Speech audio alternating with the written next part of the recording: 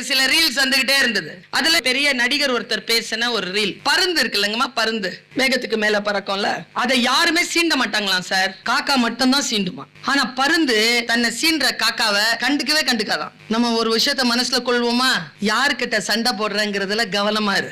காக்காங்களோட சண்டை போடாத, ஏன்னா நீ பருந்து. நீ பறக்குதா, காக்கா சண்டை போடுமா, அது மேல பறக்குமா, மறுபடியும் சண்டை போடுமா, அதுக்கு மேல பறக்குமா, வந்து கொத்துமா, அதுக்கு மேல பறந்து பறந்து பறந்து எங்க போகும்னா காக்காவால பறக்கவே முடியாத அளவுக்கு போயிடும். ஏன்னு அந்த நடிகர் சொல்லல, நான் டீச்சர், நான் சொல்றேன். ஏன் பருந்துகள் காக்கங்களுடன் சண்டை போட்டுக் கொள்வதில்லை என்றால், அடுத்த நாள் காலை பத்திரிகையில் வரும், பருந்தும் காக்கையும் சண்டை போட்டுக் கொண்டன. அதை பருந்து ஒருபோதும் விரும்புவதில்லை.